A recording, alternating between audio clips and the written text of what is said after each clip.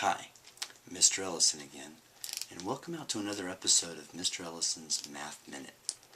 Now today what we're going to talk about is a little concept called algebraic expressions. Now what I'm going to do today is I'm going to explain to you why we create an algebraic expression table and what the x and the y represent in the process, and also what algebraic expression tables actually represent. Now let's go ahead and get started. Now, in pre-algebra and in algebra, a lot of times, Algebra 1 and Algebra 2, we draw algebraic expression tables to help us to express a ratio between two numbers. Okay? Now, in an algebraic expression, we have to use two sets of numbers in order to find a process, which is nothing more than part of an equation. Now, inside our algebraic expression table, we have two sets of numbers. We have an x value, we have a value of x, and we have a value of y, similar to like on our number line. Now, the x value is going to be classified as an input. It's the number you put in, okay? And our process is nothing more than an algebraic sentence that helps us derive an output or an answer, which is going to be our value of y. Okay? Now, for those of you guys who are kind of squeamish about pre-algebra and algebra, what I want y'all to do today is go ahead and lay down your fears and pick up your pencil or your marker, and let's go ahead and get started, okay? And I'm going to go step by step and take it a little slow so that you're able to grasp what I'm putting up here, all the concepts that I'm showing you, okay? Now, I'm not one of those kind of tutors that likes to skip around. I like to go step by step. So, in this video, you're going to get it from step 1 all the way down to the last step. Now, let's go ahead and get started. The two ratios that we're going to work with today and put into our algebraic expression are the ratio between feet, or yards, and feet. Now that's a ratio of two numbers. Now if you've ever done ratios and proportions, you would set it up in a sentence: yards, feet. Okay? Now, we're going to look and we know that 1 yard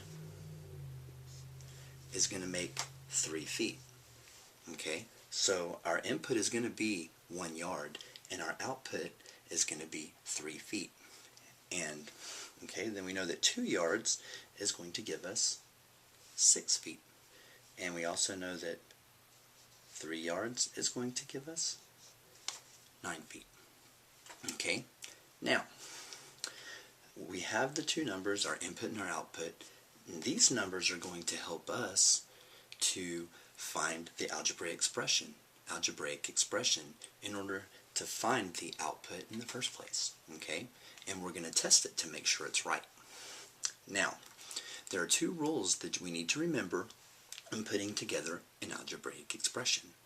Now, the first thing we're going to do is we're going to look at the output and then the input, and the output, okay? Now, when the input is smaller than the output, the expression is going to be a multiplication operation, okay? And if the input happens to be greater than the output, then the algebraic expression is going to be a division operation. Now let's look at our input. Our input is a 1 and our output is a 3. So we can see obviously that our input is smaller than the output. Okay? So it's going to be a multiplication operation or a multiplication expression. Let's go ahead and put our little dot. Our little dot represents that we are going to multiply, okay?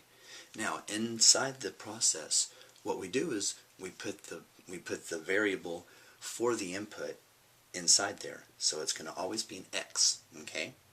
Now, in order to get from 1 to 3, we have to multiply times 3. So it's going to be your input times 3, okay? Now we're going to test that out with the second set of numbers, or the second set of ordered pairs, if you will, inside our algebraic expression table. Now let's go ahead and try it. Now our input which will be x, we're going to substitute that input variable with our input value, which is 2. So let's put a 2 here and multiply times 3. Okay? Now, 2 times 3 gives us our 6. Now let's try one more. Let's input our value of x, which is 3, into the input variable, and let's multiply times our 3. 3 times 3 gives us our 9. So the algebraic expression to represent this ratio is going to be the input times 3. Now let's try the flip side of it, okay? And let's look at it as a ratio of feet to yards, okay? Because we can use that ratio. That ratio is one that we can use, okay? Now, remember, let's just go ahead and flip this, and this is going to become feet to yards, okay?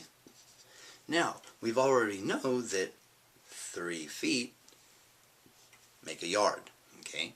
And we already know that 6 feet make 2 yards, and 9 feet make 3 yards, okay? Now let's look at our input, and let's look at our output. Our input is a 3, and our output is a 1. So as we can obviously see, the input is greater than the output. So the expression is going to have the operation of division. Now, we always put our input variable inside because it's going to be the input times, or the input divided by, a number to give us our output.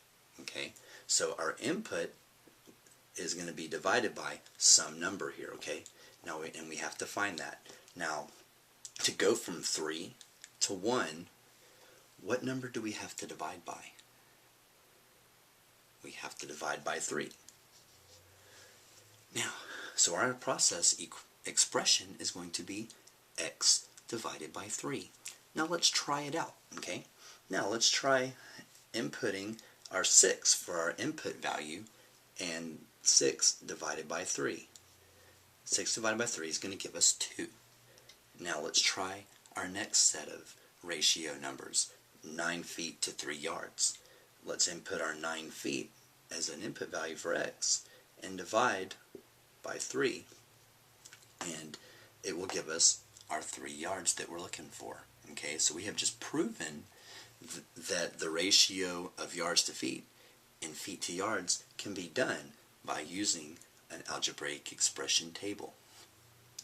Now, for those of you who are a little squeamish with math and a little squeamish with algebra, I hope I was able to help you to figure out and maybe to understand the 2 rules a little better, or maybe if you didn't know the rules, maybe I'm glad I was able to maybe show you the rules and help you out. If you do have any questions, like I've said, you can get on my blog, or you can get on my you can shoot me an email, and my blog address is Mr. ELLISonSASSIC.blogspot.com. So it's mrellisonsasic.blogspot.com, and you can send me an email or a comment, and I'll respond to your comment as soon as I possibly can. I check my blog daily, usually about 20 or 30 times a day. But thank you so much for coming out and viewing my tutorial on algebraic expressions. I hope I was a little bit of help. Y'all have a wonderful evening, and I look forward to seeing you guys again. Thank you so much. Have a wonderful evening.